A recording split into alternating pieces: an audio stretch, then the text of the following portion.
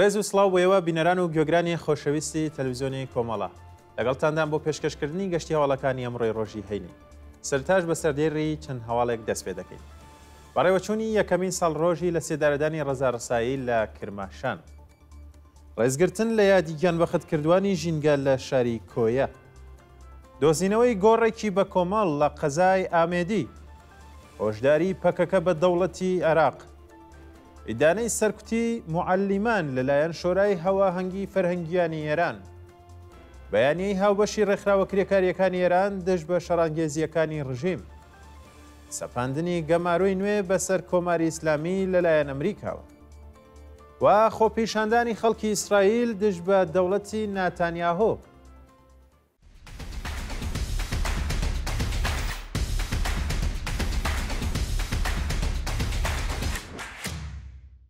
بەڕێوەچوونی یەکەمین ساڵڕۆژی لە سێدارەدانی ڕەزا ڕسایی لە کرماشان، ڕۆژی پێنجشەمە 16 گەلاوێژ مەراسمی یەکەمین ساڵڕۆژی لە سێدارەدانی گیانبەختکردووی ڕێگای ئازادی ڕەزا ڕسایی لە کرماشان بەڕێوەچوو.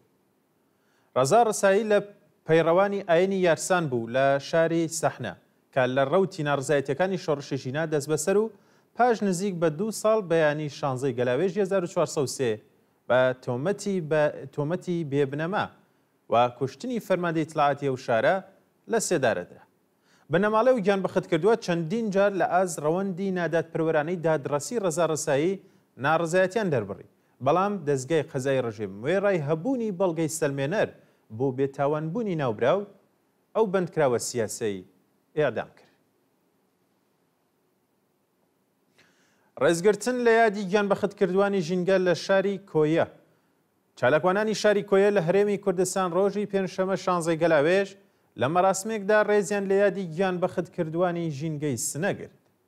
بە پەیوەدیمەنانی لە تۆڕە کۆمەڵایەتیەکان بڵاو کراونەتەوە بەشێک لە چالاکوانان، گروپە شاخەوانیەکان، ژینگە پارێزان و کەسایەتیەکانی کۆیە لە مەراسمێکدا بە بەدەستەوەگرتنی وێنەی چیاکۆ یوسفی نژاد، خەبات ئەمینی و حەمید مورادی یادی ئەو سێ گیانبەختکردویان بەرز ڕاگرت و پەیمانیان لەگەڵ ئاوەتەکانیان نوێ کردوێتەوە. دۆزینەوەی گۆڕێکی بە کۆمەڵ لە قەزای ئامێدی، بەرپرسانی هەرێمی کوردستان ڕۆژی پێنجشەمە ڕایگەیاند گۆڕێکی بە کۆمەڵ لە گوندی مەرگەتی لە قەزای ئامێدی سەر بە پارێزگای دهۆک دۆزیوەتەوە کە تەرمی حەوت پیاوی تێدا بووە. بە پێزانیارەکان هەموو تەرمەکان جلی کوردیان لەبەر بوو و گومان دەکرێت قوربانیانی ئەنفالی ڕژێمی بەعز بن لە ساڵی 1970 زاینی. قایمقامی ئامێدی لەو بارەیە وتی تیمێکی پسپۆر تەرمەکانی دەرهێنا و ڕادەستی پزیشکی دادی دهۆکی کردووە. پێشتریش 96 گۆڕی بە کۆمەڵیان فالکراوان شناسایی و 4451 ڕووفاتیان تێدا تۆمار کردووە.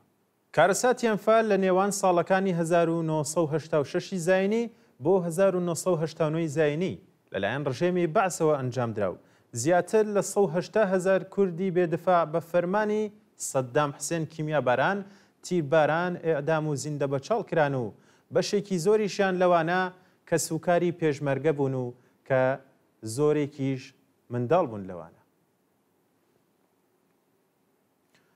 هۆشداری پەکەکە بە دەوڵەتی عێراق، مراد کەرەیلان ڕۆژی پێنجشەمە هۆشداری بە دەوڵەتی عێراقدا و ڕایگەیاند کە ئەگەر گوشارەکانی دەوڵەت بۆ سەر دانیشتوانی کەمپی مەخمور بەردەوام بێت، گەریلا بۆ بەرگری لاوەرەکان دەچێتە کەمپە نوێکەوە.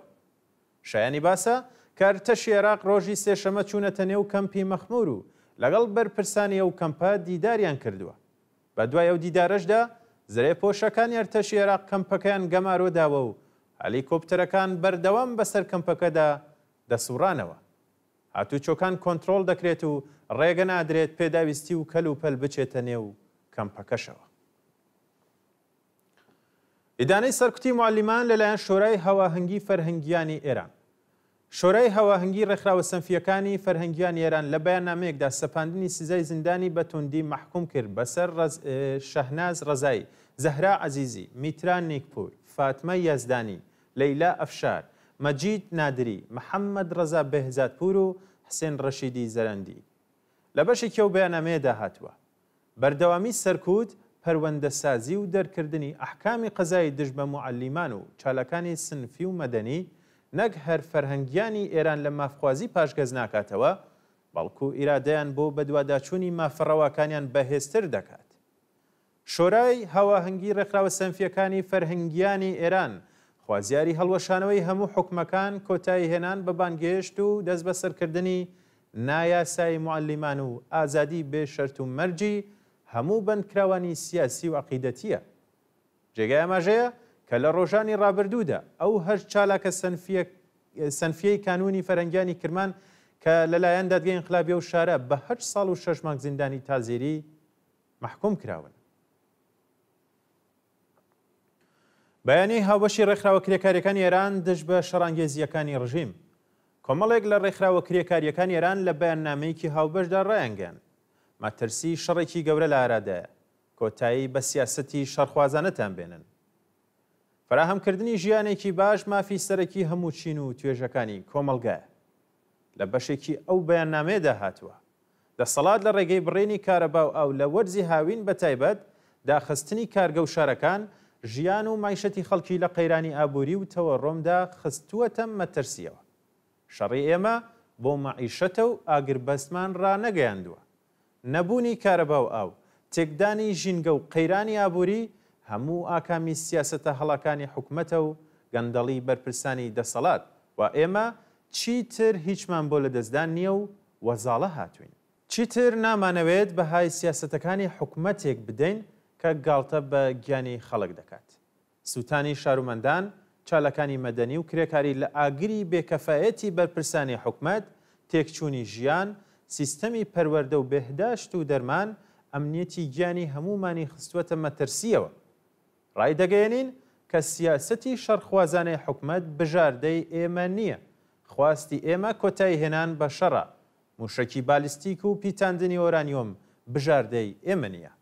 بەڵکو بە پیتکردنی ژیان مافی سەرەکیمانە. بۆ کۆتایی هێنان بەو بارودۆخەنا لەبارە داوە لە هەموو چین و توێژەکانی کۆمەلگا دەکەین پاڵپشتی یەکتر بن و یەکگرتوانە بۆ گەیشتن بە مافەکانیان خەبات بکەن.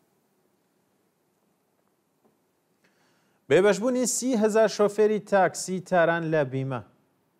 بەڕێوەبەرایەتی ڕێکخراوی تاکسیڕانی تاران ڕایگەیاند نزیک بە 30,000 شۆفێری تاکسی لە پایتەخت لە مافی بیمەی دەوڵەتی بێبەشن.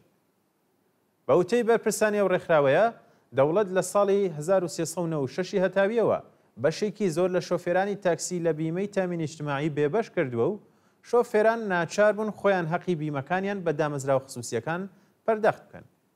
نەبوونی بیمەی دەوڵەتی و گرانی نرخی بیمەی خصوصی گوشاری خستوەتە سەر شانی ئەو چینە زەحمەت کێشە و داوای چارەسەرکردنی ئەو کێشەیە دەکەن. گیان لە دەستدان و برینداربوونی 7 کرێکار لە مەمونیەی ئوستانی مەرکەزی لە ڕۆژانی ڕابردوودا 7 کرێکار لە شارستانی مەمونیە بەهۆی نەبوونی ئیمەنی شوێنی کار کەوتونەتە نێو بیرێکی زێرا بوو بەو هۆیەوە 3 کرێکار گیانی لە دەستداوە و 4 کەسیش بریندار بوون. بە وتەی سەرۆکی ئۆرژانسی شارستانی مەمونیە بریندارەکان دۆخی تەندروستیان ناجێگیرە و بە مەبەستی وەرگرتنی چارەسەری پزیشکی ڕەوانەی نەخۆشخانە کراون. ئەمە یەکەمین ڕووداوی کار نییە کە لە چەند ڕۆژی ڕابردوو ڕوو ئەدات و ڕژێمی سەرکوتگەری کۆماری ئیسلامیش کەمترین بایەخێک بە ژیان، مەعیشەت و تەندروستی کرێکاران نادات. دەست بە سەرکردنی چالاکێکی مەدەنی لە تاران ڕۆژی سێشەمە 14 گەلاوێژ چالاکێکی مەدەنی تورکمان بە ناوی تاهر سارلی تەمەن 50 ساڵ و خەڵکی گونبەت کافوز لەلایەن وەزارەتی ئیتلاعاتی ڕژێم لە تاران دەست بەسەر کرا. بە وتەی سەرچاوەکانی هەواڵ تاهر سارلی لە ئاز بێبەشبوونی گەلی تورکمان لە ئیمکانەتی ڕیفاهی ناڕزایەتی دەبڕیوە و پاش دەست بەسەرکران لە تاران ڕەوانەی زیندانی ناوەندی گونبەتی کافوز کراوە. ناوبراو پێشتر و لە ڕێکەوتی 27 بەفرامباری ساڵی 1402 هەتاوی بۆ لقی 5 دادسەرای گشتی و انقلابی گونبەت بانگێشت و دەست بەسەر کرا. تاهر دواتر بە پڕۆپاگەندە دژ بە نظام و تێکدانی ئەمنیەتی وڵات تۆمەتبارە و بە دانانی وەسیقە ئازاد کرا.